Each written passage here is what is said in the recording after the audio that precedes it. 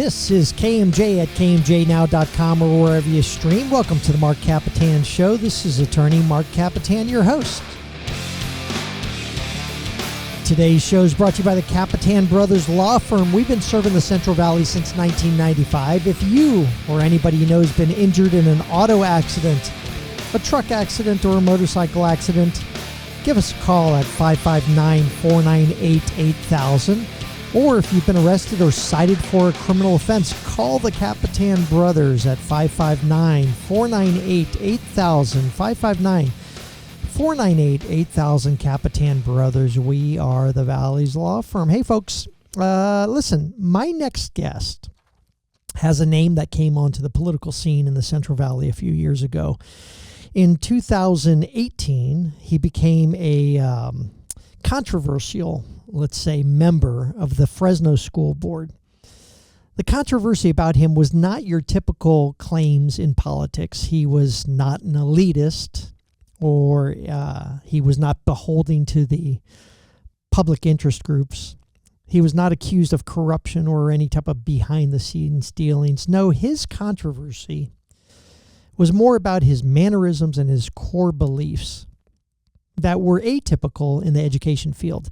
As a retired Marine and former wrestler and football lineman, his type of politics were more akin to something that you would see on a gridiron or maybe a WWF match, right? Or on the battlefield of a foreign war. He was controversial and newsworthy because he was a thorn in the side of the school board, right? Can I say that? My fellow trustees. Yeah. An outsider. He was purposefully a disruptor, I think. And maybe you could say a malcontent to the education status quo. But all of it, I believe, was for a purpose other than being, you ready for this? Obstreperous or obtuse. I pulled that out of the, two words that I love. All of it was based on core beliefs that the government that serves you, the school board in this case, can do better. Where those core beliefs come from is the reason why he's here today. So I would like to welcome to the Marc Kapetan Show from the halls of Montezuma and the shores of Tripoli, Major Terry Slatic. Welcome, Major Slatic. Thank you, Mark. Let's get going. Yeah, let's get going. Yeah. Listen, do I have it? Listen, you did how many years? One term, right? 2018 to 2022. Right. And it was like fireworks.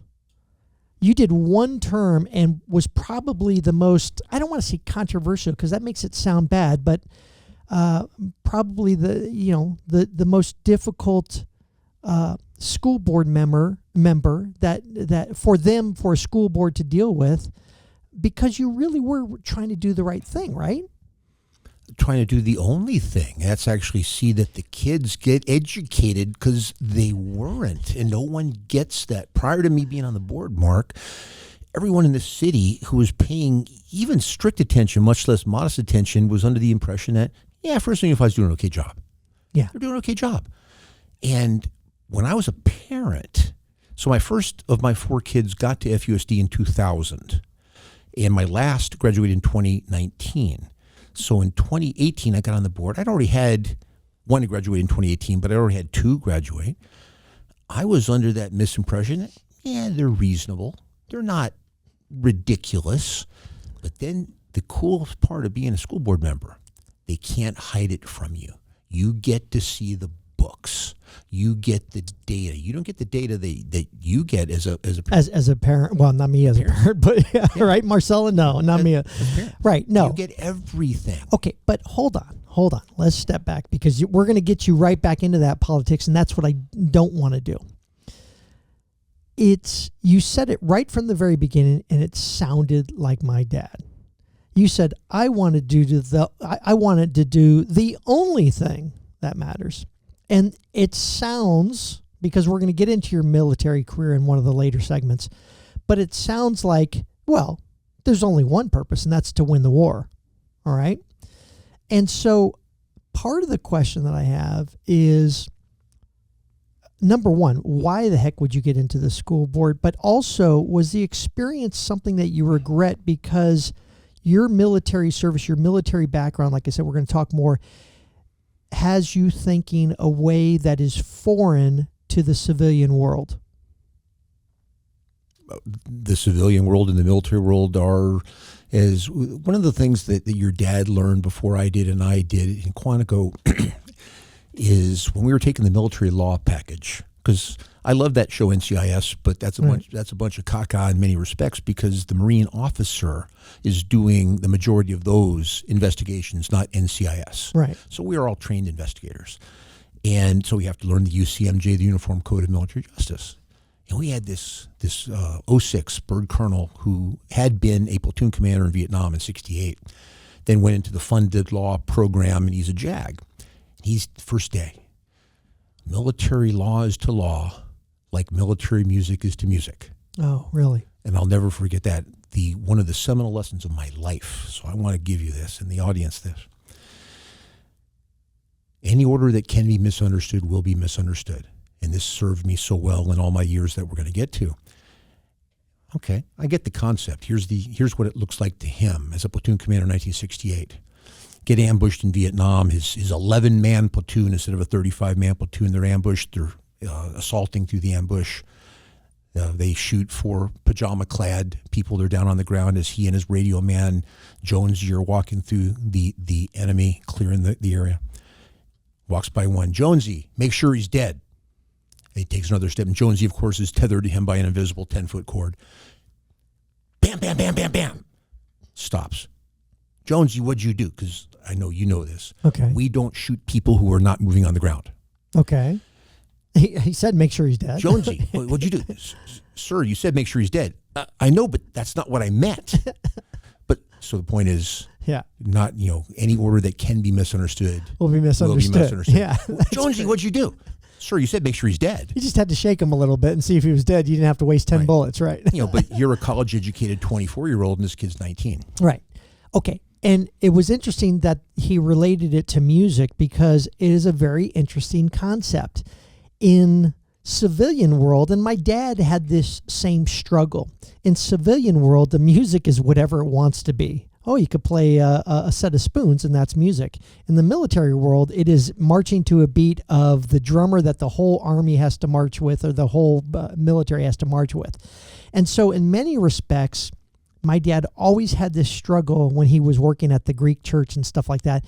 They would always yell at him, there's more than one way to do this, Nick. And he had that same sense of, no, there's only one way to do it, the right way. And that's the struggle that you had? If it comes to educating the 72,000 kids that were attending Fresno schools with a multi-billion-dollar budget, and virtually none of these kids can read. 60% of them, I understand, didn't meet the standards for California. I'm not worried about the standards of California. Yeah. Whatever. These standards for Fresno Unified via a platform called iReady, only 17% of them can. And no one knew it. And then January of 19, when I solidified these data, I'm putting it out there. Anytime I got a microphone, I got a reporter.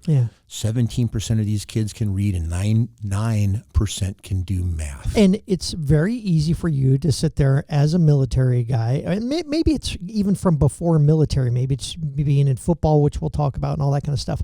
It's very easy to say, if the goal is to educate reading, writing, and arithmetic, and only 17% are passing, then there's only one way we win this battle, and that is to attack that issue, those statistics, and teach them reading, writing, and arithmetic, and enough of all the fluff and all the crap that goes along with all the educational things that California wants to propose, right?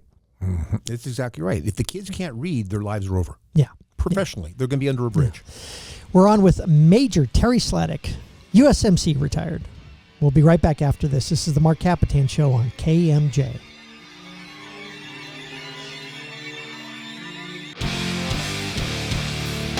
This is KMJ at KMJnow.com or wherever you stream. Welcome back to the Marc Kapetan Show. Hey, folks, I'm going to pop this music down here a little bit like I like to do on the second segment. If you or anybody you know has been in an accident, listen, we here at the Kapetan Brothers Law Firm, we know how it is.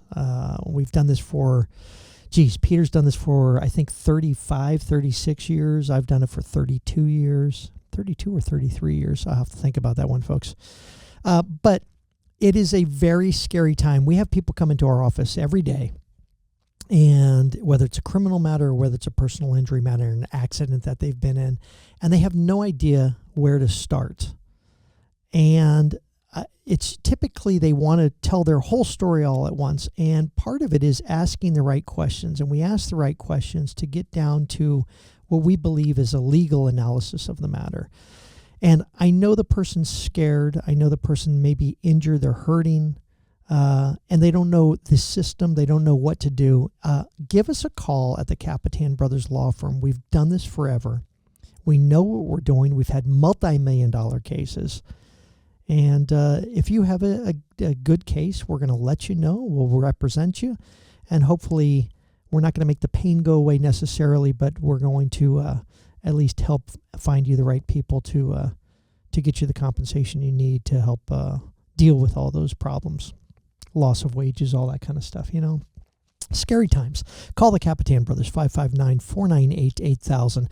Folks, we are on with Major Terry Slatic, USMC Retired, Semper Fi, hoorah, all that kind of stuff, yeah.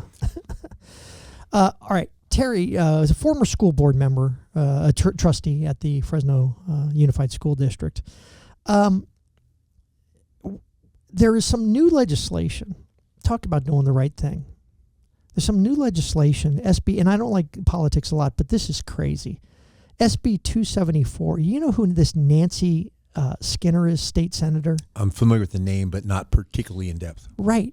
And neither was I until I started doing KMJ. And every time new crazy legislation came up, it always was authored or co-authored by Nancy Skinner. And I'm sure she's done some great stuff too. Who knows? But this is the latest one. Have you heard about this one? It's called the Elimination of Willful Defiance Suspensions. Frankly, I wasn't concerned about who wrote it because I know it's just a disaster that is it's a train coming down the tracks with no brakes, and it's about to hit us right now. And it is. It's going to basically be a new law that's going to last until about 2029, when it kills me that they sunset these things, because if it's a great law, then just let it stay forever. Don't have a sunset on it. So it looks like they're going to do this little test thing for a while where if there's a dress code violation by a student, if he's late to class, if he talks back to teachers, if he refuses to turn off his cell phone, anything that disrupts school activities or willfully defies the valid authority of the school staff is considered low-level behavioral issues, and you're not allowed to suspend the student for it. You're on the school board again. Pretend you're on the school board again. What do you do to combat this kind of stuff? How do you support your teachers and allow laws like this? Here's what the removal of willful defiance from the California Education Code will look like in any high school classroom in this and any other city. Mm-hmm.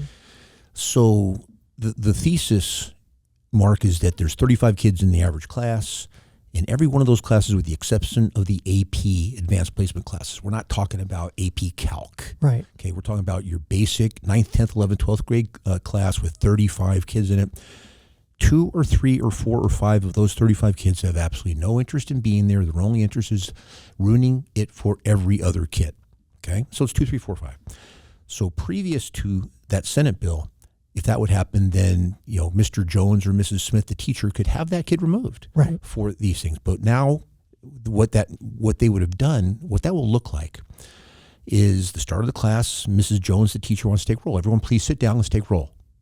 And these 2 or 3 or 4 or 5 kids, they're just going to wander around the class. They're going to wander around with that little glass brick. They're going to be eating pizza. They're going to be in and out at the door, going to the restroom anytime they want, or wandering around the trees. If Mr. Jones wants to be teaching something at the whiteboard, these kids can come up and stand 12 inches away from him and just mean dog him. Right. Okay. They can be writing notes. They cannot yell. They cannot physically contact. But just think of as I like to put it, present, everyone say present, but these 5 will not. So that teacher is now going to spend 20 minutes ascertaining the roll call. They're not going to get a good one, but the teacher has to get a roll call because that's the average daily attendance money. So they're that's right. That's the money they get for that. That's the money. Right. But then if these 5 kids are wandering around the class, refusing to sit down, playing on the phone, got the earbuds on, got the big sunglasses on, in and out of the door, the idea that the disruption, if there's a universe of teaching time and effort and give a darn that the teacher's going to have in that 55-minute class period, those 5 kids have now removed 50% of it. Right. And as those other 30 kids, there's going to be another 5. Oh, they're going to start learning too. They're going to start realizing, well, hell, there's no consequences to this. Okay. So let's place you back in place you back in the school board of Fresno. And I want you to give me a good, honest opinion. I know you will. The school board here, I know we have our LA and San Francisco and Sacramento, and there's a lot more liberal areas than there are here. Is the school board going to sit there and support something like that here locally and here in Fresno? Or was there, in your sense, enough common sense that they would say, no, we cannot support our teachers and also support a law like this? The school board in Fresno is full of the radical left DEI crowd. It is. And any attempt to put my little Marine Corps paw up in the air, that's Marine Corps speak for hand, and say, devil dog, why don't we attempt to do this? Slatic, that would be unfairly prejudicial against people of color. Gang, I got news for you. Fresno is a majority minority district. Serving pizza on Tuesday affects people of color more than it affects people who are not of color. And was that a regular claim, basically? Everything. Everything was all about color. It will have unjust effect on people of color. Serving pizza on Tuesday has more effect on people of color. Everything does, but that's the crutch. There's only one way to fix this removal of willful defiance from the Education Code of California. I know how to do it. But this board will never, ever. Do you want to give them the hint? The hint is this. So, Fresno Unified has a minuscule one. Think of the term continuation school. Yeah. Okay, it's called Phoenix DeWolf Secondary. and all those places, yeah. Correct. Really, I'm talking about the hardcore one. So DeWolf, that's more of a... Back in my day, that was the hardcore one. Sure. Yeah. Well, it's when you're 20 and you haven't got a GED yet where you're going to go. Think more adult school. Okay. But Phoenix Secondary, that's where you get sent. Okay, if you knife someone at FUSD, you go to Phoenix Secondary. You knife someone and hit a vital organ, you go to juvie. I'm not making this up. You're not making that up? I'm not making this up. Jeez. But Phoenix Secondary only has about 80 seats. Right. Okay, in Clovis, they have a 300-seat continuation school where our friend Teresi ended up graduating from. Yeah. And... Philip. What Fresno? I don't know if Philip knifed anybody in the day. No, he just refused to go to school. Right. And so that's where they ended up putting him. But Fresno Unified, and I had this discussion with our new sheriff. He gets what I'm going to say, but Sheriff Zanoni didn't have the scope and the scale. He knows the only way is take those 5 kids from this willful defiance example I'm walking, and you're not suspending them, you're not expelling them. They are simply being reassigned to ABC continuation school. Right. That is their new school assignment. I don't even hear that term anymore these days, continuation school. Well, because it would be pejorative, prejudicial to the people of color. Right, exactly. As is serving pizza on Tuesday. Yeah, but it's funny because, doing the right thing, you're not even thinking about that. When you're analyzing this thing, you're not sitting there. That's what kills me, is they are analyzing this issue of color. And you're sitting here going, oh, this is just a dumb law. You can't have students openly, actively rebelling and having no consequences for it. Significant consequences. It's not the fact, and I'm not super concerned about the 5 kids that are the willfully defiant ones. They're going to ruin the educational experience for the other 30. Right. So by removing those 5 to continuation school, that is the only answer. Yeah, I get it. We are on with a Major Terry Slatic, USMC Retired, who wishes that every high school was like the military, but no, I'm teasing you there. We'll be right back after this. This is the Marc Kapetan Show on KMJ. This is KMJ at KMJNow.com or wherever you stream. Also, 50,000 watt blowtorch KMJ on your FM dial and AM dial. It's News Talk 580 105.9 KMJ. I got to say it. I love it. I love that I'm on the airwaves, Marcella. I love the airwaves. As the Ramones say, we want the airwaves. Old Ramones song. You have no idea what I'm talking about, do you, Marcella? Anyway. Hey, folks, today's show is brought to you by American Made Concerts. If you are looking for some great rock and roll entertainment, go to AmericanMadeConcerts.com and check up on their up-and-coming shows. July 27th is Damage Incorporated, a tribute to Metallica at the Tower Theater. That's coming up this weekend. Oh, no. It already, so July 27th. That may have passed already. So, Babylon AD, Graham Bonnet, Enough's Enough, all sorts of stuff at American Made Concerts. Go there for your great live entertainment. All right, folks, we are back on with Major Terry Slatic. Terry, we're talking about the military and being on the school board and how it just doesn't seem to jive. All this kind of stuff.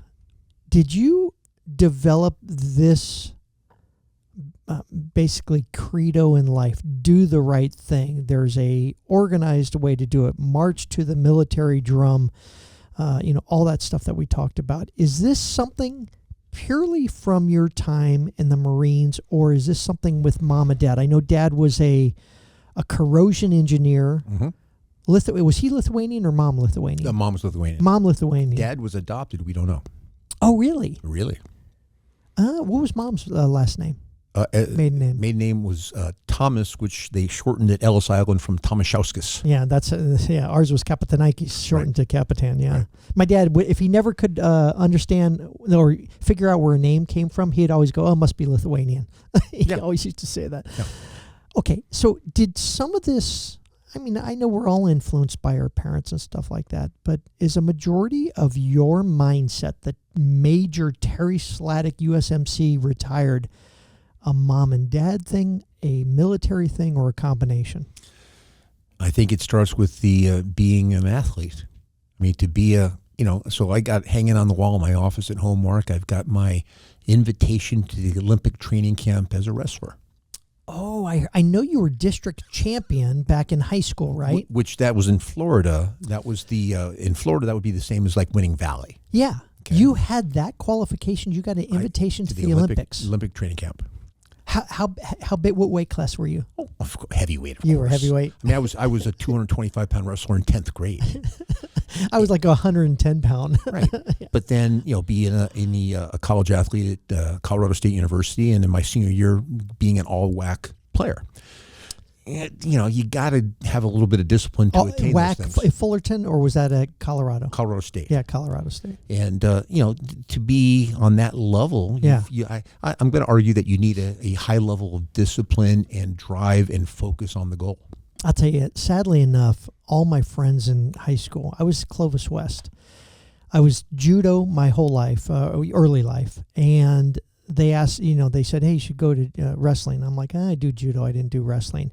All my friends went to wrestling. They were all state champions. They all made it up to the state champions. And that's one of my big regrets when it comes to sports, that I didn't do it. So you had that same, and we talked about you did football also, right, in college, right? That's how I put myself through college. How so? What do you mean by that? The Division I football scholarship to play football at Colorado State. Oh, I see. Oh, so you were that good? That's pretty damn good. Lineman? Offensive guard. Offensive guard. Weighing 275 pounds. Wow. Which was a marginally sized guy. I was about to say. Even back then. Yeah, we're so small, right? Back then, now it'd be minuscule. Right. Wow. But that's how I paid the bills in college. The military came before you joined the USMC when? I graduated college in August of '83 and was commissioned a lieutenant in the Marine Corps in '84.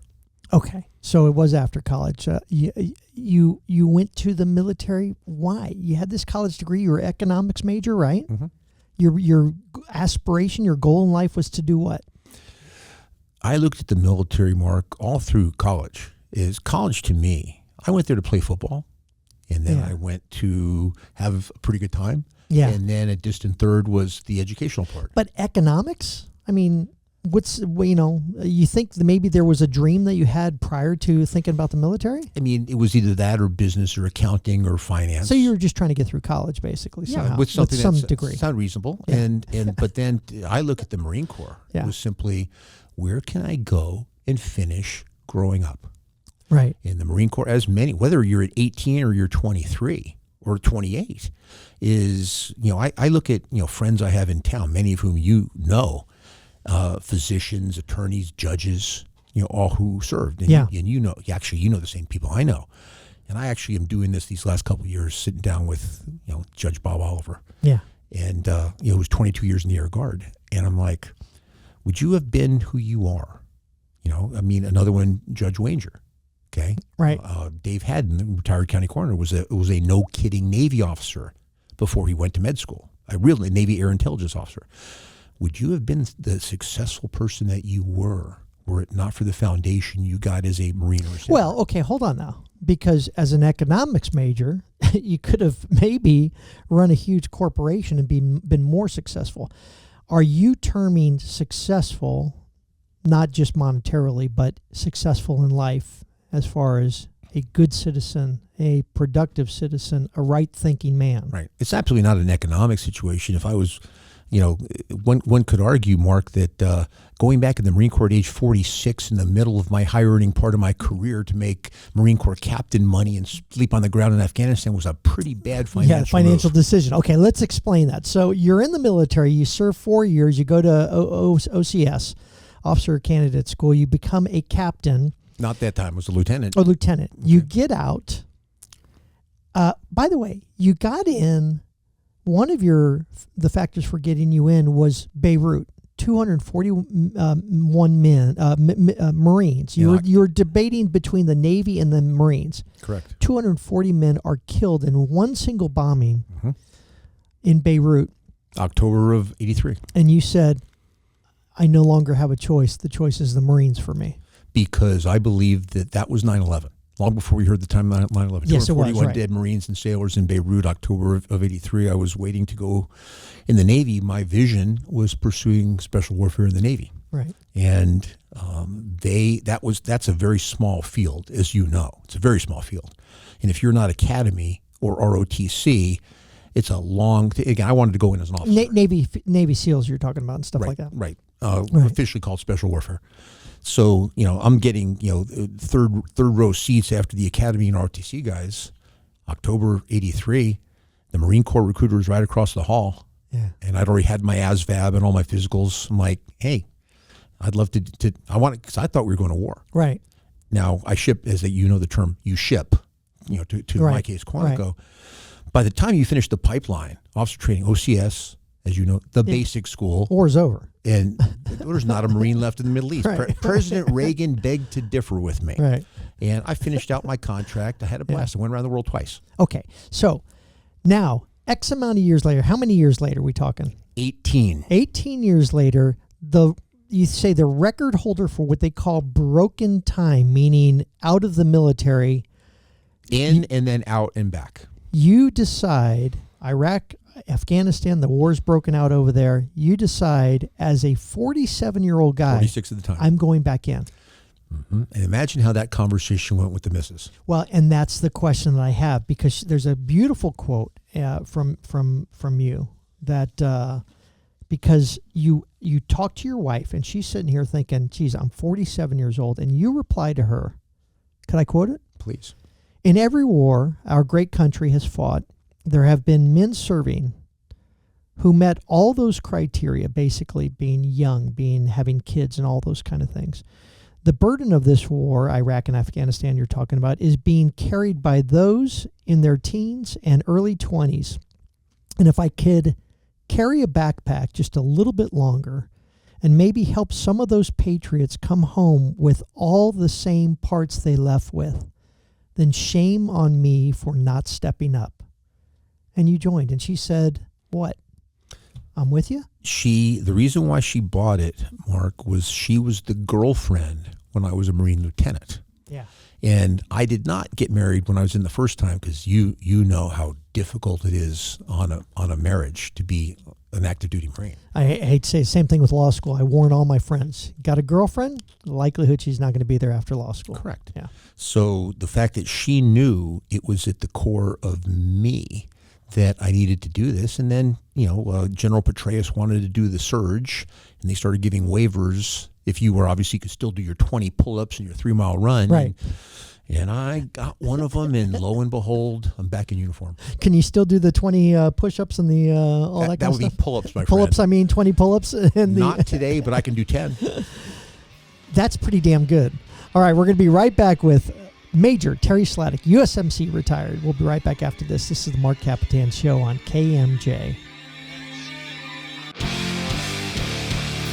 This is KMJNow.com or wherever you stream. Welcome back to the Marc Kapetan Show. Folks, if you need an attorney because you've been in an auto accident or a truck accident, who do you call, Marcella? The Kapetan Brothers Law Firm. She knows that. Of course she knows that. She's heard me say that every week. So, all right, folks, Kapetan Brothers, 559-498-8000 will answer all your questions. Give us a call. But I want to get right back into it with Major Terry Slatic. Major Terry Slatic is it okay to call you a controversial subject in Fresno politics? I mean, you're not the first one. Yeah. Is it? Would you ever do it again? Would you ever do politics again? By politics, you mean school board? School board, anything. I mean, I get asked that every week.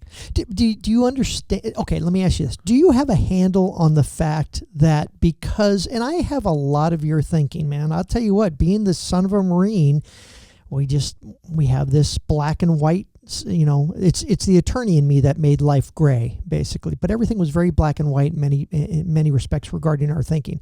Do you have this understanding that you think differently than other people because of that military experience, and only you have simpatico with other military people? That begs the question, Mark, the chicken or the egg, what comes first? Do people like me end up in the Marine Corps because we're people like me, or do people like me enter the Marine Corps and become people like me?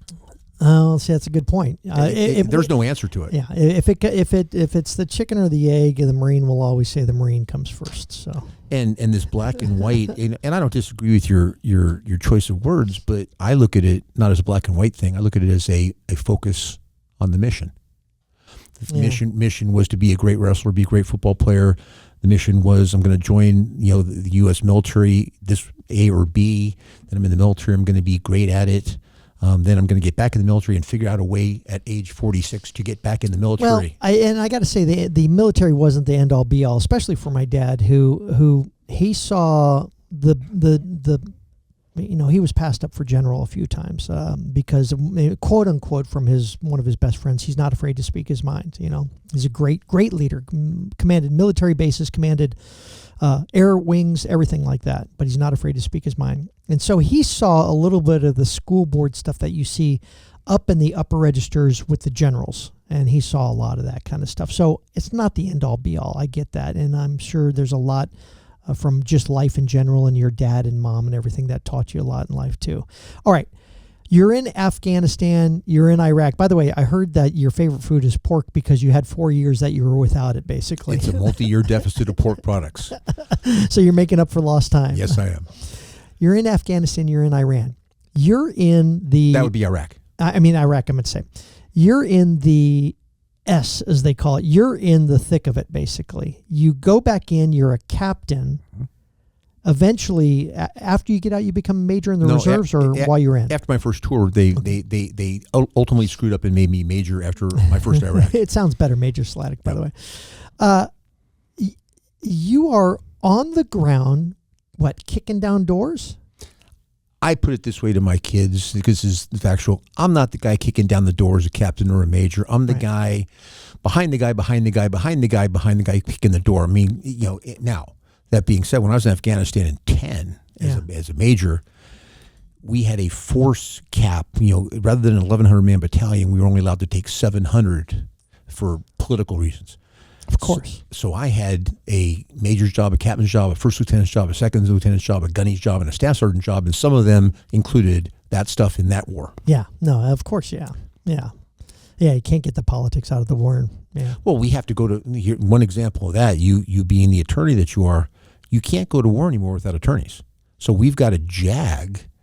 Every time I was over there, Iraq, Afghanistan, 07, 8, 9, 10, 11, 12, because any time the Marine Corps, God bless them in their infinite wisdom, within 3 hours of somebody shooting anyone, there's going to be There's an investigation, a JAG on site. With a JAG, not me, a JAG is going to be there taking statements. Is that a product of the fact that it's not armies against armies, it's urban warfare, it's breaking into houses and finding the bad guys amongst the good people that are there?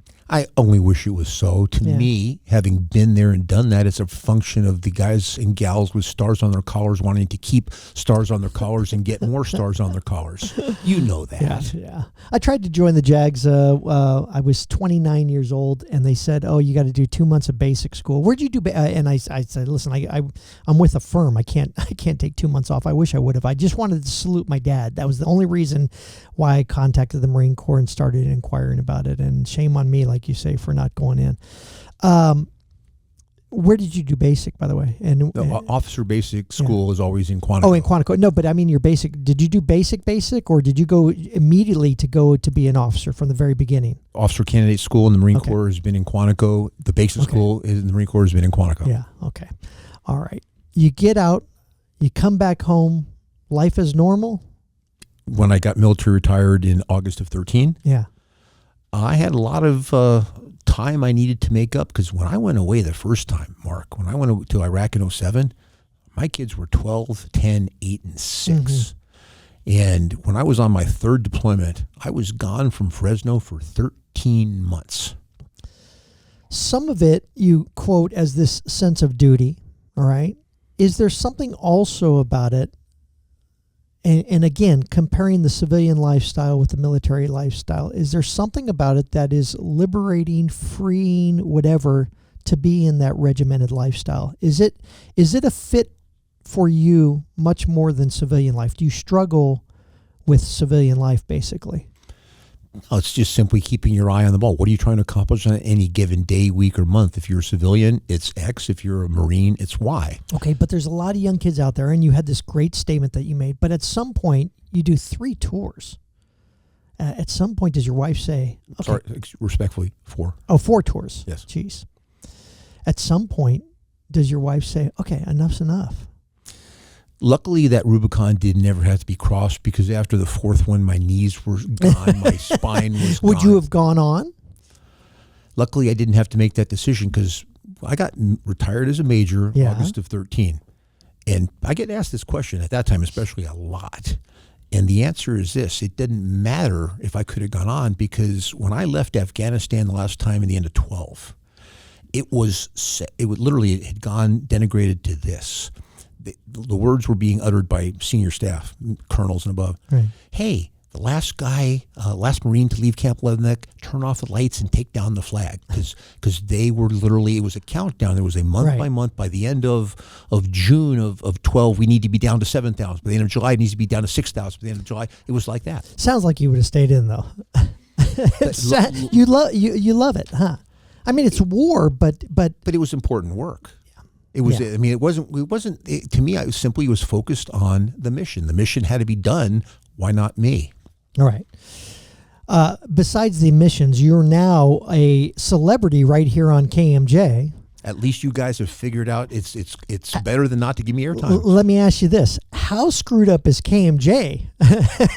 Compared to the school board in the military, is KMJ more like the military or more like the school board? KMJ has got this phenomenal work environment, and there's no backbiting. So it's the antithesis of the school board. And I love it here. Wow. I think we need to start. We need ranks. Like Blake Taylor is going to be our general, right? Or Patty. Patty will be the general. Blake will be the colonel. Major Slatic. Yeah, I like it. I'll be the, as my dad would say, the pimple on the PFC's ass. This has been Major Terry Slatic. It was a pleasure having you on the show. Thanks, my friend. Appreciate it. We will see you next week on the Marc Kapetan Show. Thanks to my wonderful producer, Marcella Solorio Taylor. We're going to make you a lieutenant, okay? All right, great. We'll see you next week on KMJ. This is the Marc Kapetan Show. See you.